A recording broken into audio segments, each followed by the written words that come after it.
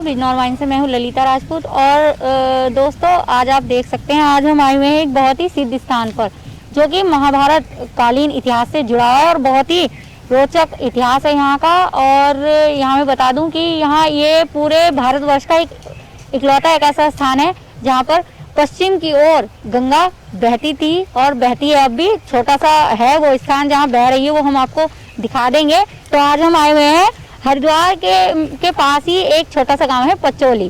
तो यहाँ पर हम आए हुए हैं। यहाँ पंचेश्वर महादेव मंदिर है जो बहुत ही प्राचीन है। वहाँ पर बहुत ही बड़ी जो है शिवलिंग है भगवान महादेव की। और इस स्थान, ये उस मंदिर से थोड़ी सी दूरी पर हम इस समय खड़े हुए हैं। और क्या इतिहास है इस स्थान का, ये भी हम आज आपको इस वीडियो में बताएंगे। तो यहाँ के कुछ लोकल जो लोग हैं वो हमारे साथ हैं, तो उनसे हम बातचीत करेंगे और पहले इस स्थान के बारे में सब कुछ जानेंगे, आपको पूरा इतिहास बताएंगे और उसके बाद हम आपको इस प्राचीन मंदिर के दर्शन कराएंगे, जो लगभग जब पांडव अज्ञातवास में थे उस समय का निर्मित मंदिर है वो। और मंदिर में कोई भी छेड़छाड़ नहीं की गई, बहुत ही प्राचीन मंदिर है, महाभारत कालीन मंदिर है। आज ऐसे एक प्राचीन मंदिर के दर्शन हम आपको कराने वाले हैं। तो आइए सबसे पहले हम आपको इस स्थान के दर्शन कराते हैं और जानते हैं कि क्या इतिहास है इस स्थान का। साथ यहाँ के जो लोकल निवासी हैं वो भी हमारे साथ हैं, उन्होंने हमारा सहयोग किया, यहाँ की जानकारी देने में सहयोग कर रहे हैं। और जो महंत है इस समय मंदिर के, वो भी हमारे साथ हैं। तो आइए इनसे बातचीत करते हैं, जानते हैं इस जगह का इतिहास। तो सर, सबसे पहले तो नाम बताइए अपना। मेरा नाम प्रदीप कुमार है। तो प्रदीप जी, ये बताइए कि क्या इतिहास है इस स्थान का। यहाँ पे महाभारत काल में पांडवों को जब वनवास हुआ जी, बताते हैं कि वे वनवास के समय यहाँ ठहरे हुए थे। अच्छा। और उन्हें ये गोपनीय स्थान था।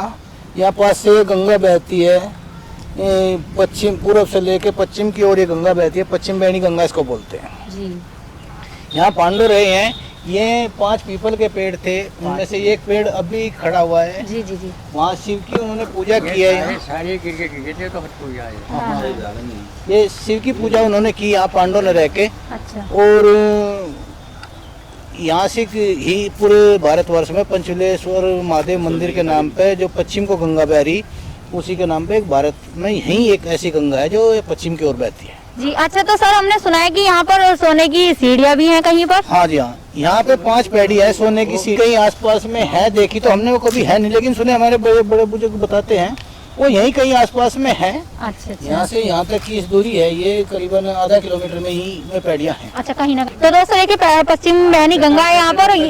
यहाँ से यहाँ तक जो है वो गंगा बहती थी। और यहीं पर हम सभी जानते हैं कि अब गंगा का जो क्षेत्रफल है बहुत कम हो गया। पहले यहाँ तक गंगा थी, अब छोटी सी पीछे बची है, वो हम आपको बाद में दिखाएंगे। और भी प्राचीन इतिहास इस स्थान का है, तो वो भी हम स्वामी जी से जानते हैं। यहाँ पर ये इतिहास तो है ही जो पांडवों से जुड़ा है। और एक और इतिहास इस स्थान का बताया गया, कहा जाता है कि जो सत्यवती के दोनों पुत्र थे, चित्र और विचित्र वीर्य, तो वो दोनों भी इसी स्थान पर दग्ध हुए। यानी कि उन्होंने अपना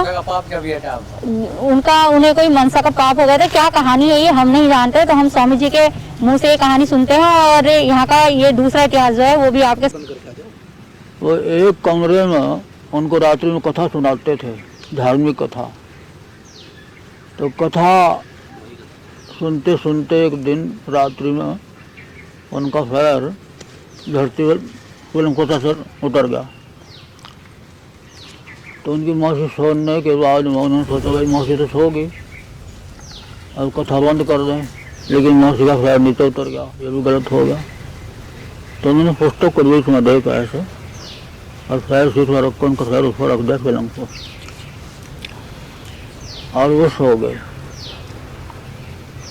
तो कुछ लोगों को, बस्ती के लोगों को पहले से ये शक था, क्योंकि उनकी मौसी विधवा थी और जवान अवस्था में थी, और ये दोनों ही कमरे में सोते थे और कथा सुनाते धार्मिक।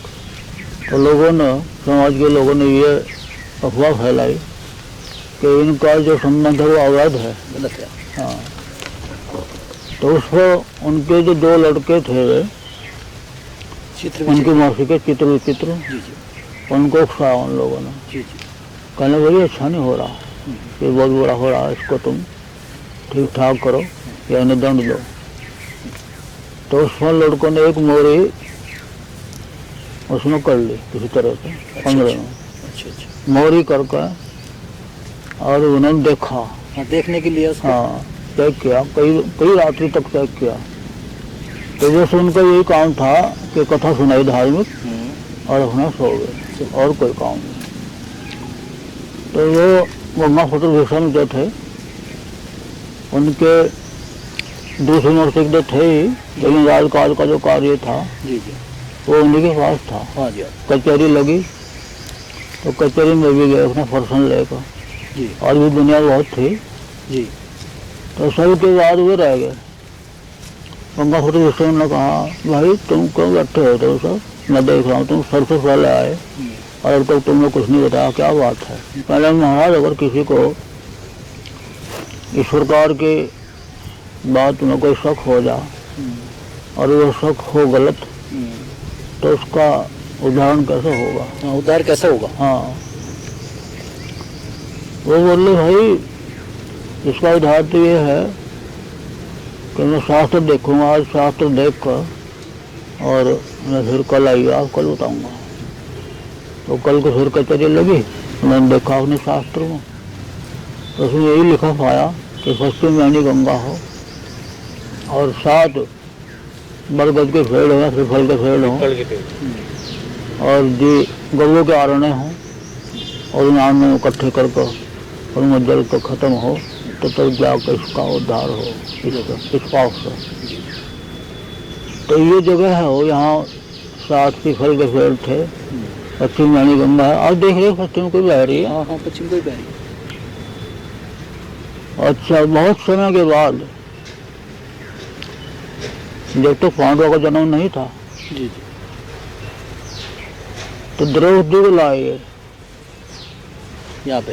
हाँ, नहीं ब्याह को लाए अपने घर ही। अच्छा अच्छा हाँ, स्वयंवर करके जब ब्याह को लाए तो राजाओं के यहाँ एक इतिहास लिखा जाता है। कोई भी घटना घटती हो अच्छी या मंदी, तो इस इतिहास के तहत रोज ने इतिहास उठा कर देखा तो उसमें ये घटना लिखी थी कि इस परिवार के 2 इंसान इस तरह से भस्म हुए फला जगह। अच्छा अच्छा हाँ, तो वो अपना सभी मिलकर के यहाँ आए, कृष्ण जी भी आए उनके साथ में। जी उन्होंने देखभाल कर कई दिन तक यहाँ रहे, यज्ञ भी किया।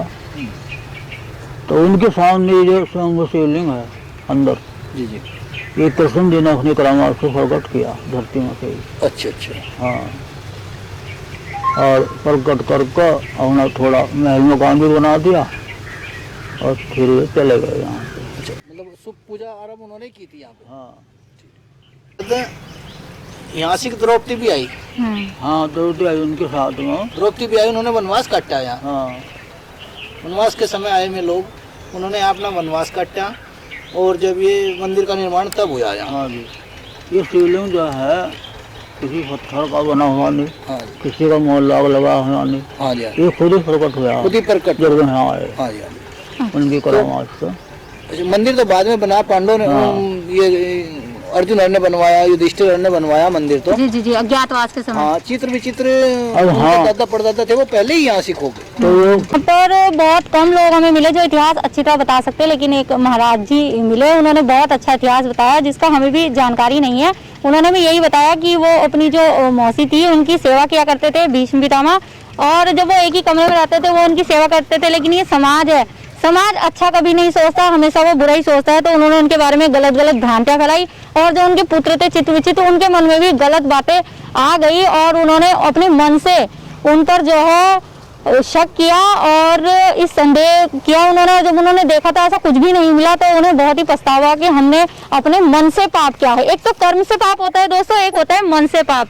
तो उन्होंने कहा कि हमने मन से पाप किया है, तो इस मन से पाप जो हमारा मन सा ये पाप हो गया है तो इसका हम कैसे उपचार करें। तब उन्होंने उन्हें बताया कि जहाँ पर 5 पीपल के वृक्ष हों, गाय चरती हो और पश्चिम वाहिनी गंगा हो। तो मैंने जैसे आपको पहले ही बता दिया कि पूरे भारतवर्ष में यही एक स्थान है जहाँ पर पश्चिम वाहिनी गंगा है। और ये मैं आपको दिखा दूं, ये देखिए पीपल का वृक्ष आपको दिख रहा है। ये जो पीपल का वृक्ष है ये हमें बताया गया कि अब नया वृक्ष हुआ है। यहाँ पर पहले इकट्ठे 5 पीपल के वृक्ष थे, जो क्योंकि जैसे मैंने आपको बता दिया महाभारत से भी पहले की बात है, 5000 वर्ष पूर्व से भी तो इतने लंबे समय तक पेड़ नहीं रह पाते। तो ये जो पीपल आप एक देख रहे हैं ये उन्हीं की जड़ों में से निकला है। लेकिन पहले यहाँ पर 5 पीपल हुआ करते थे, गाय यहाँ चरती थी, तो उनके जो कंडे होते हैं उन्हीं में वो दोनों यहाँ पर दग्ध हो गए थे। यही वो स्थान है दोस्तों।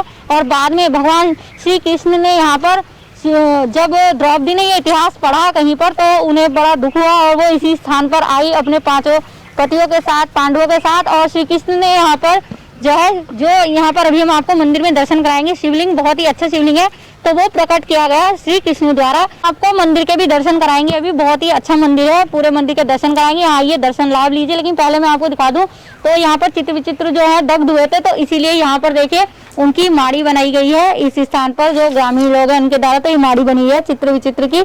उन्होंने यहाँ पर अपने मन से जो उनसे पाप हुआ उसका निदान करने हेतु यहीं पर वो दग्ध हो गए थे। तो ऐसी कथा इस स्थान की।